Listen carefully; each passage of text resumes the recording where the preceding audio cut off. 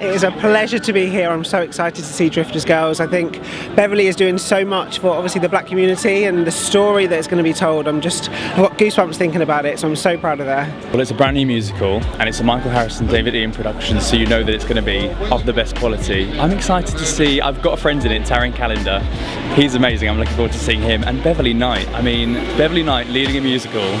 Do you need anything more? I don't. And the Drifters, the music of the Drifters, I've got my mum with me, my mum's my date, and she loves the Drifters. So I imagine we're all going to be up on our feet at the end. It's going to be, it's going to be good. I haven't seen a show in so long, and I just can't wait. I've been lucky enough to work with Matt Henry and Adam Bernard before, and they're both insane, and I cannot wait. Well, I'm just looking forward to coming to a first night, sitting in a West End theatre and seeing the wonderful Beverley Knight and hearing some fabulous songs. And don't ask me which Drifter song I can remember, because when I'm sitting in there I'll go, oh I love that one, oh I love that one, but now I can't remember anything. The whole performance, you know, and then just hearing the story being played out, you know, the story with the Drifters and her story, Treadwell and Beverley, basically. I'm here for Bev.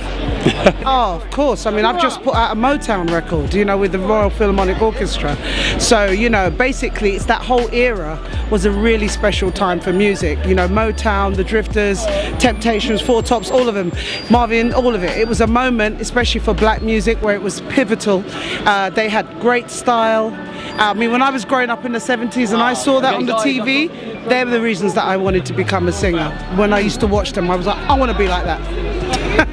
It is the culmination of a lifelong work, the legacy of my parents, my father George Treadwell, who in addition to co-founding the Drifters with Clyde McPhatter had managed Sarah Vaughan and Billie Holiday, Dinah Washington had co-founded the Drifters, and Sammy Davis. And you know, with him being such an amazing man who respected my mother as a woman, her ideas, allowed her to have say in things that happened and to be his sounding board and to listen, and for her to really, it was God's grace, because who knew that the way that things would happen, that he would pass away when I was 9, and because of the fortitude and his trust in her and her belief in what the mission of the Drifters was, she brought out his partners and took over the group, and to be able to handle all the trials and tribulations of people trying to steal the group, she came to the UK to raise money to fight lawsuits back in the States, and by doing so reinvigorated the group and got them a whole group of new hits and fans,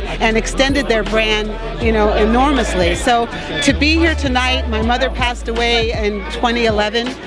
She fought her whole life, but you know, my godbrother Navi licensed the group, who was her mentee, who she brought up in the business, and we now manage the group together. So to see the group continuing now and to have her story be told and let her fight be there, it's something that makes me so profoundly proud. I'm so grateful to Michael Harrison for choosing to option the story to mount such an amazing production, and today to have audiences, male and female, to recognize the work that goes behind a brand like this, the sacrifices that are made as a mother, as a woman, and as an African American woman, to go against, you know, the powers that be who are trying to strip her of her power. I mean, I think that it's a lesson and a message that all audiences can identify with, but most importantly, the backdrop of the Drifters music that is so unique and that has been so, you know, the legacy of that music and the strength of the harmonies and the narrative contents of the songs,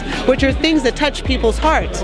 You know, it talks about, you know, whether it's Saturday Night at the Movies or Save the Last Dance for Me or Under the Boardwalk, people can identify with that. You know, even something like being on Broadway, what does one think about this light and the way in which they can be on stage in their own life? I think that this is a really important message and a really beautiful play, and I hope everyone comes to see it.